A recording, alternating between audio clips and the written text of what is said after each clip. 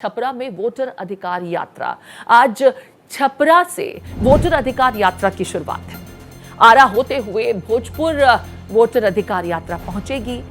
आज समाजवादी पार्टी प्रमुख अखिलेश यादव इस यात्रा में शामिल होंगे। वोटर अधिकार यात्रा के दरमियान आरा में जनसभा का आयोजन होगा। राहुल, तेजस्वी और अखिलेश इस जनसभा को संबोधित करेंगे। तो देखिए, वोटर अधिकार यात्रा अपने अंतिम चरण की तरफ अब अग्रसर होती हुई आज अखिलेश यादव भी इस यात्रा में शिरकत करते नजर आएंगे। छपरा से आज आरा की तरफ होते हुए भोजपुर पहुंचेगी ये यात्रा। आरा में जनसभा को संबोधित करने का कार्यक्रम भी है। आज समाजवादी पार्टी के प्रमुख अखिलेश यादव भी इस यात्रा में शामिल होंगे। इसके लिए कल वो पटना पहुंच चुके थे, उसकी तस्वीरें भी भारत एक्सप्रेस ने आपको दिखाई। आज इस कार्यक्रम में जनसभा में अखिलेश यादव भी राहुल और तेजस्वी के साथ अपना संबोधन देंगे। ये तस्वीरें अखिलेश यादव के पहुंचने पर तेजस्वी यादव ने उनका किस गर्मजोशी के साथ स्वागत किया। राहुल गांधी, अखिलेश यादव की ये साथ की तस्वीरें और चेहरे पर ये मुस्कुराहट। अखिलेश यादव ने तो ये भी कहा कि इस बार बिहार से बीजेपी का सफाया तय है। हालांकि देखिए, दोनों ही खेमों के अपने अपने दावे हैं। जहां एक तरफ राहुल गांधी, तेजस्वी यादव अपना पूरा दमखम लगाए हुए हैं और वोटर अधिकार यात्रा जारी किए हुए हैं। आज छपरा से आरा होते हुए भोजपुर पहुंचेगी ये यात्रा। वहीं इस यात्रा में महागठबंधन के दिग्गज चेहरे भी एक एक कर पहुंच रहे हैं। आज अखिलेश यादव समाजवादी पार्टी प्रमुख हैं। इस यात्रा में राहुल गांधी और तेजस्वी यादव के साथ शामिल होंगे।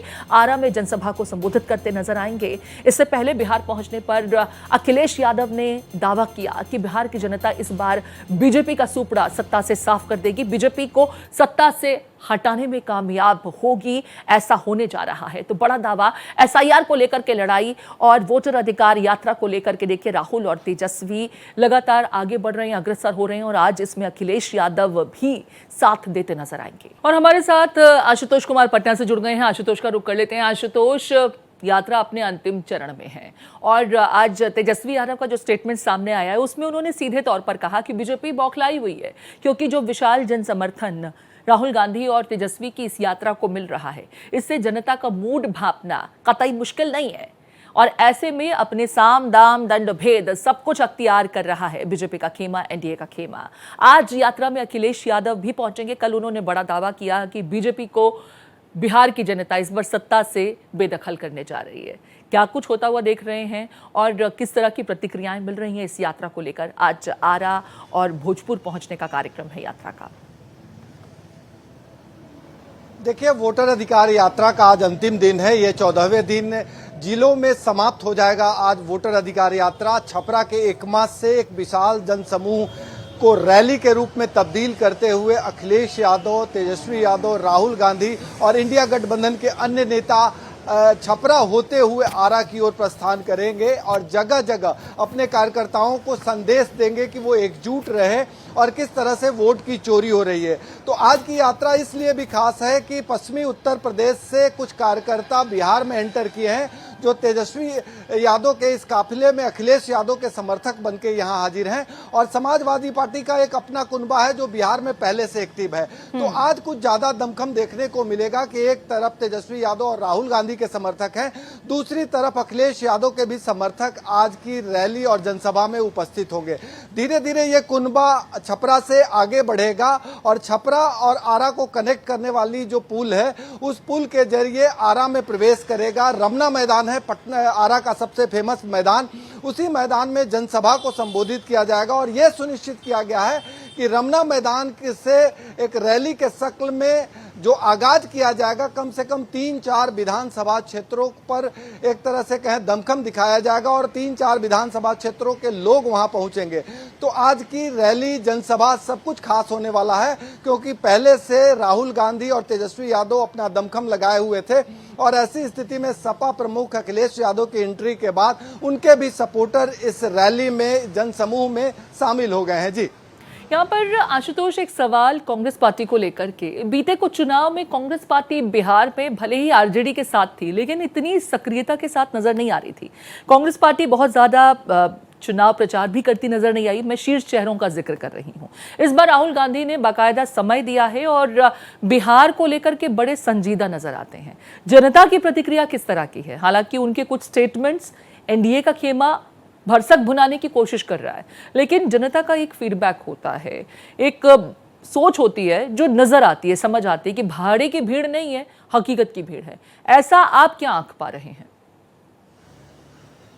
देखिए, आपने सही कहा, इस बार कांग्रेस अपनी जमीन तलाशने में जुटी है। राहुल गांधी लगातार सक्रियता दिखा रहे हैं और अपने वजूद की लड़ाई लड़ रहे हैं। अपनी बहन प्रियंका गांधी को भी मैदान में उतारा और एक संदेश देने की कोशिश की है कि कांग्रेस अपनी जमीन तलाश रही है और कांग्रेस अपने पैरों पे खड़ी होना चाहती है। क्योंकि लगातार कांग्रेस पे यह आरोप लगते रहा है कि आरजेडी के बैसाखी के दम पे कांग्रेस आगे बढ़ती है और इसी को मिटाने का एक प्रयास माना जा रहा है। जो राजनीति के जानकार हैं या वरिष्ठ पत्रकार हैं या आम लोग हैं, सबके बीच एक संदेश देने की कोशिश कांग्रेस ने की है और इस बात की चर्चा भी हो रही है कि क्या कांग्रेस इस बार अपने पैरों पे खड़ा होना चाहती है। इसलिए कांग्रेस चुनाव के बहुत पहले से ही इस तरह से दमखम दिखा रही है।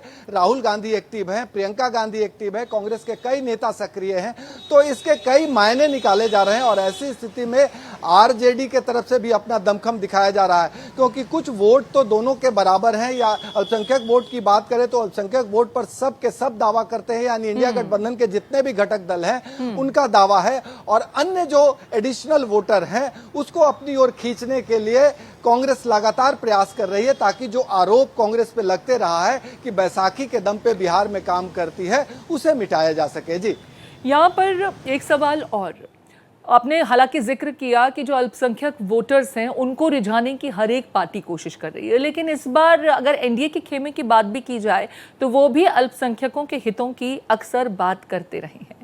जो यात्रा है, क्योंकि अपने अंतिम पड़ाव में है, सवाल ये पूछा जाएगा कि क्या खोया क्या पाया। कंट्रोवर्सीज भी बहुत हुई, लेकिन जो महागठबंधन का खेमा है वो ये कह रहा है कि बीजेपी का खेमा, एनडीए का खेमा उनकी यात्रा की सफलता से बौखलाया हुआ है। एक पत्रकार होने के नाते मैं आपकी निष्पक्ष ओपिनियन चाहूंगी कि किसके दावे ज्यादा मजबूत नजर आते हैं, जनता के नजरिए से क्या लग रहा है? देखिए, राहुल गांधी, तेजस्वी यादव की इस यात्रा से एनडीए में बेचैनी तो जरूर है, लेकिन एनडीए के नेता इस बात को लेकर आश्वस्त हैं कि जिनका वोट कटा है, नाराजगी उन्हीं तक केंद्रित है।